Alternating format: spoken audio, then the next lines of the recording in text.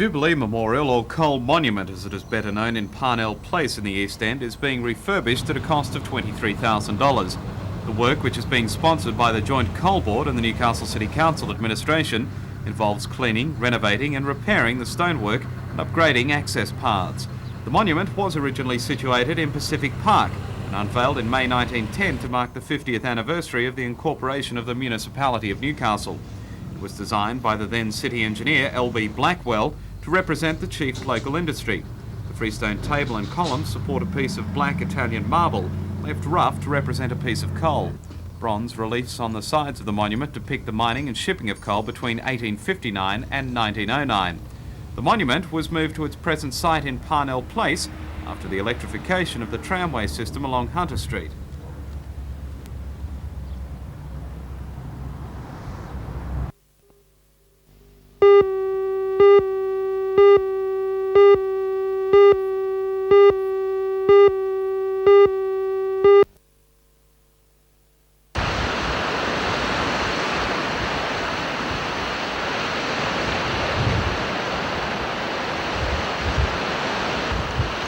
Sunny lenses, are they?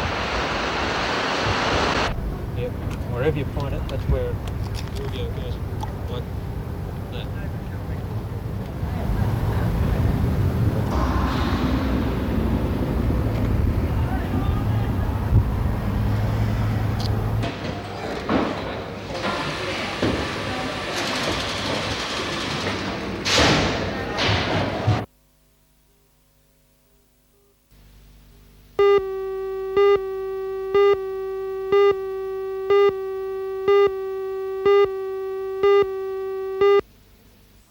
With special hardcover versions on display, it was the town clerk Barry Lewis who launched the new telephone book in the chamber rooms. He said the cover represents 100 years of excellent service to the community by the Chamber of Commerce.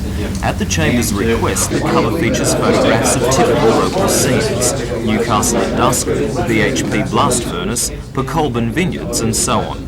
The flip-over arrangement of white and yellow pages, which was liked by some users of last year's book and disliked by others, is retained in the new edition. In the colour-coded information pages is a new tourist information section.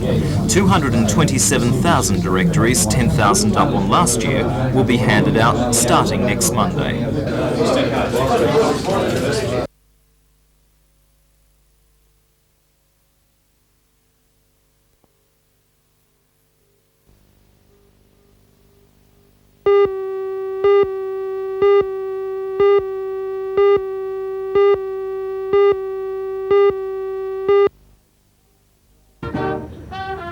It's only twice a year the full complement of the base, excluding duty personnel, turn out for a full ceremonial parade and inspection. And despite the brisk winter morning, the full pomp and ceremony of the occasion went ahead without a hitch. Today, all Williamtown squadrons were represented, including the base, radar and 2 OCU squadrons, 481 Maintenance Squadron and the Barrage 77 Squadron, which now incorporates the No. 3 Hornet Squadron. The inspection is one of 9 carried out by Air Vice Marshal Radford at Australia's air bases. In addressing the assembled wing, the Air Vice Marshal stressed the importance of high technology as part of Australia's future Air Force, saying Williamtown was at the forefront of that technology. And in light of the recently released DIB report into Australia's defence needs, he also stressed the importance of individual expertise, as well as increased specialised hardware in extending Australia's military independence. I would therefore ask you to adopt as your motto, indeed as your way of life, the relentless pursuit of both individual and collective expertise, because it is your expertise and that of the Air Force as a whole working as a team that will determine the outcome of any future conflict in which we may become engaged. Meantime, Defence Minister Kim Beazley has announced that from next year, women will be allowed to join the RAF as air crew. Under the new policy, women will be recruited on merit as pilots, navigators and cargo specialists.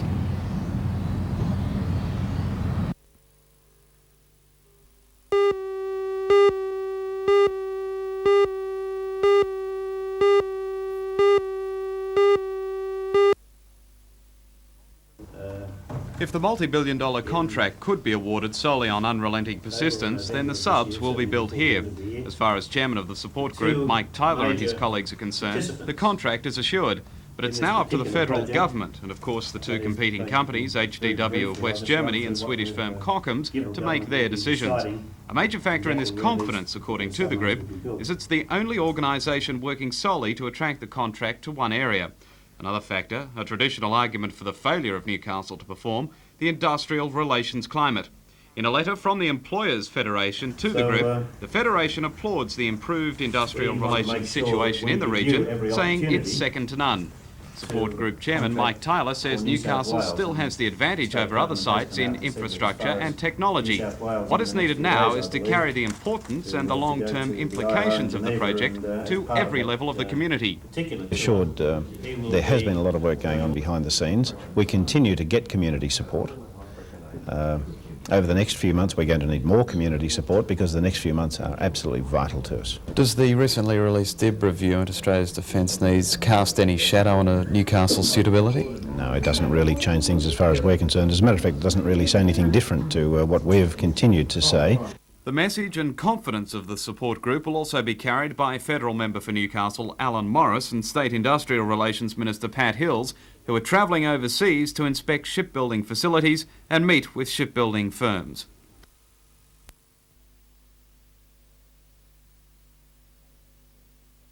Maintenance support of these submarines and where they're actually based really doesn't make a lot of difference.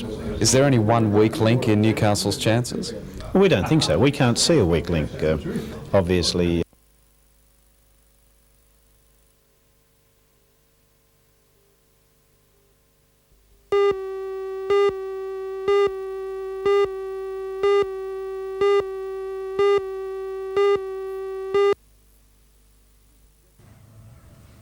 Liz Jednick arrived home from work yesterday to find one of her front windows smashed, another popped out of its frame, and her garage door structurally damaged and out of its track. She says Madawi residents are used to noise and vibration from jets flying over, but a relative who first noticed the damage to her home claimed that yesterday the jets were flying particularly low. The relative contacted the RAAF at Williamtown on Mrs Jednick's behalf and was advised that she should repair any damages and that an assessor would be sent out on Tuesday. For Mrs Jednick, this means she must find nearly $400 to replace her front window at the beginning of a long weekend. RAF spokesman of the 77th Squadron, Peter Wise, said yesterday that 2 jets had flown in from Queensland at that time and that a sonic boom was noticed. Today, however, there was no one at the Williamtown Air Base willing to comment further.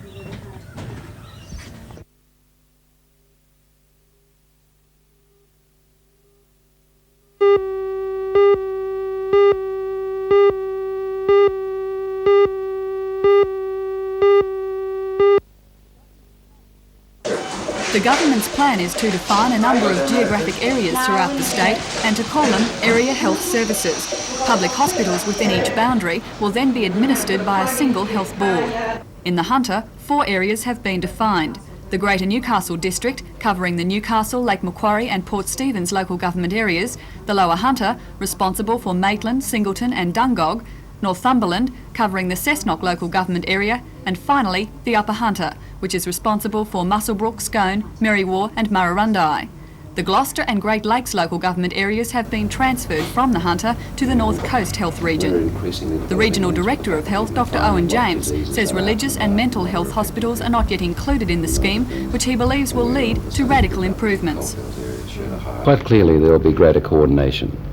There will be more efficiency in the provision of services. By that I mean one responsible board will be required to oversee the majority of service provision in 5 major hospitals. What about the role of your department? How will that change? It won't change very much at all. These boards will be responsible to the department and ultimately, of course, the Minister.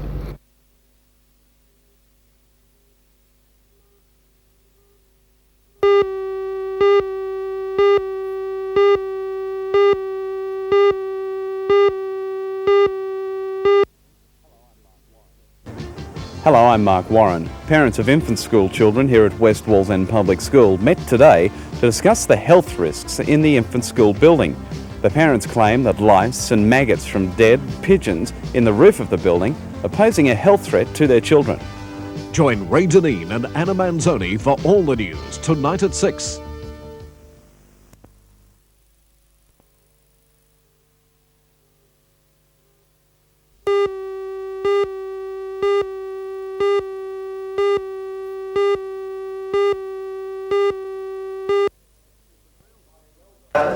It was real Daniel in the Lion's Den stuff when Assistant Director of Education in the Hunter, John Sutton, addressed a meeting of parents of West Wallsend infants.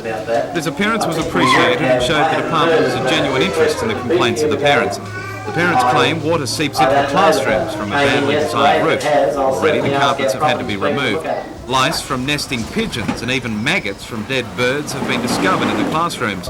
John Sutton says he can't make any promises but can ensure the children's safety will not be put at risk. What about long-term plans? No, that in 1982, when this last erupted into a major problem, that we took a considerable amount of effort to try and overcome it.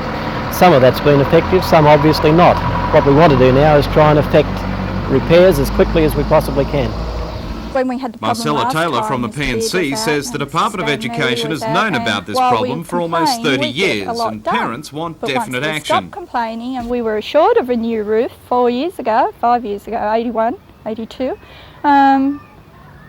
They stopped their action. So now we're determined that after all these years that our children should have a dry classroom, maggot-free classroom. And how are the children reacting to this?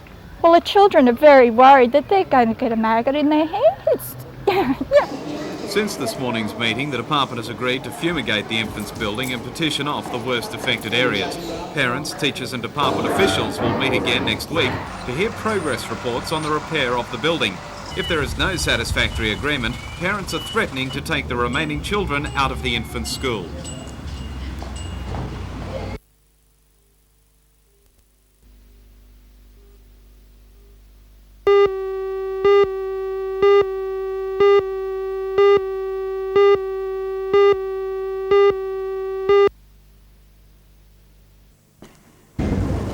It was just over a year ago that Mr Morris took part in the keel-laying ceremony for the William IV replica.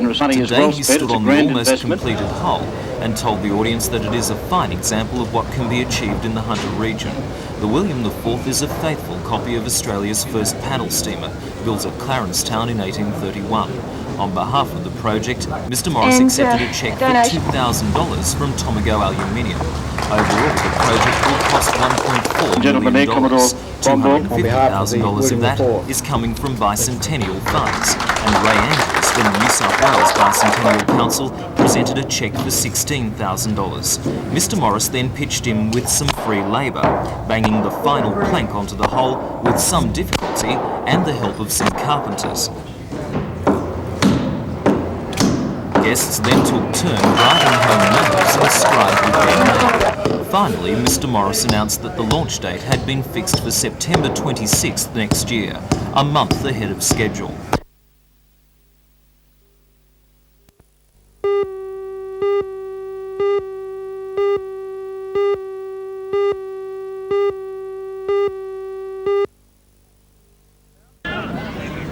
South are now on a roll, having strung together a number of wins on the trot. I think's got a bit of a chance too. What was a disaster at the start of the season. Today they scored 3 tries to 1 by the Goannas. The effect of the Big South pack is now a major factor in the wins, and today Big Steve Cherry was perhaps their best. He's one of the forwards who has size and skill and is gaining in confidence week after week. Cessnock, though not to be denied, played quite well themselves in patches, but just failed to press that advantage on all but one occasion. South's tries went to winger John Tongue, half Rod White and the big man Cherry, while class hooker Richard Jones showed his array of talents with a field goal. Justin Barr got Cessnock's 4-pointer, with Boyd Davies the lone goal. From Cessnock.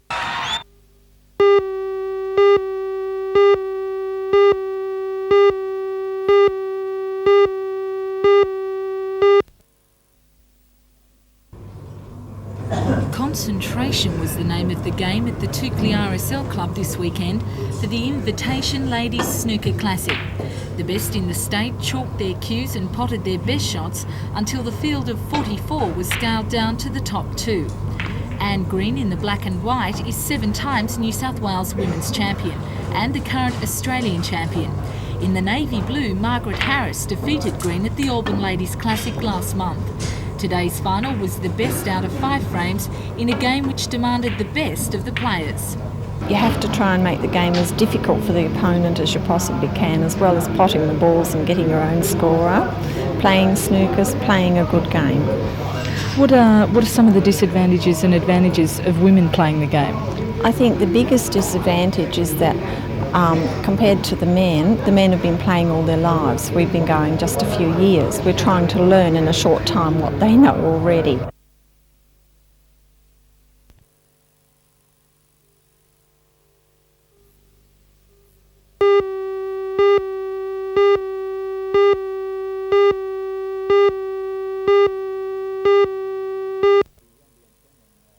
The NBN Cameron will be increased in prize money to $50,000 this year as a result of a new 3-year term that we've signed with NBN. So you've got your Gold Cup and your Cameron meeting middle of September, and it's starting to build already, I guess, with that news, to be a big success as it was last year. Well, last year was tremendous, particularly the NBN Cameron, where we saw that close finish with the 4 horses flash across the line together.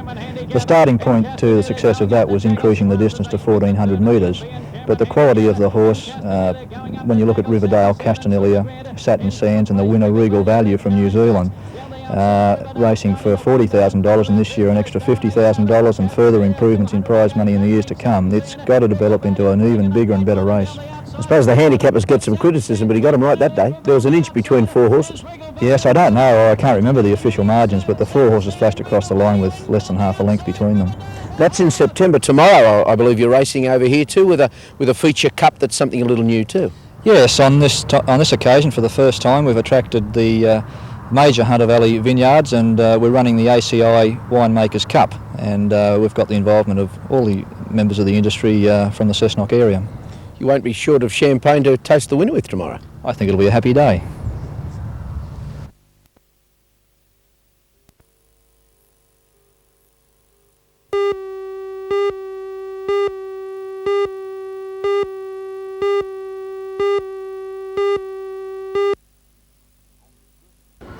On the surface, Newcastle and most other large retail centres seem prosperous enough. There are signs of optimism like the redevelopment of the old John's department store building. But beneath the surface, retailers admit it's been a slow winter. For the major department stores like David Jones, Waltons and Grace Brothers, the biggest slump has occurred in electrical goods and furniture. Electrical and furniture. That's in the big ticket area. When the economy's in the state that it's in at the moment, that all seems to affect electrical and the furniture areas. But we must also remember there that electrical figures for the last 3 years prior to this year were very, very high. And people now have their videos and they have their microwave ovens and they have their second TV. The most widespread slump has been in clothing sales, and retailers are blaming the unusually warm weather in April and May. Mainly because of the weather. Last year we had a winter much earlier than we've had this year. I remember April and May and June were all very cold last year, and we're up against very big figures. And this year the cold weather only started unfortunately about a week ago. While clothing sales in the big stores have been holding their own, some of the small boutiques have been suffering. The Indian summer left many fashion labels hanging unwanted on the racks. Some worried boutique owners began their winter sales up to a month earlier than usual. In particular, the sales of knitwear suffered, and these were the first items to be discounted. Ironically, the much colder weather of the last week is expected to give a big boost to sales, but for some boutiques it's a case of too little, too late. They will have to empty their overfull racks to make way for the first summer stock, which will arrive as early as August. So for the next few weeks, it promises to be heaven for bargain hunters, as more and more shops put up their sale signs.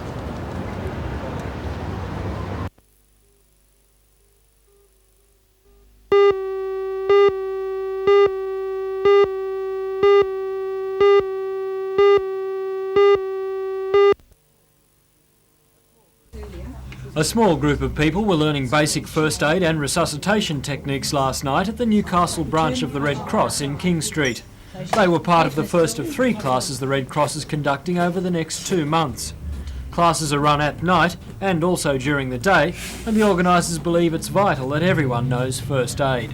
I think it's very important because if they come across the scene of an accident or a sudden illness, they're in a position to be able to help a person, and the most crucial time is the first 5 minutes if a person stopped breathing. The course covers the A to Z of resuscitation and other important subjects like control of bleeding, treatment of fractures and burns and scalds. Instructor Hope Probert says the majority of people are apathetic about learning how they might be able to save other people's lives.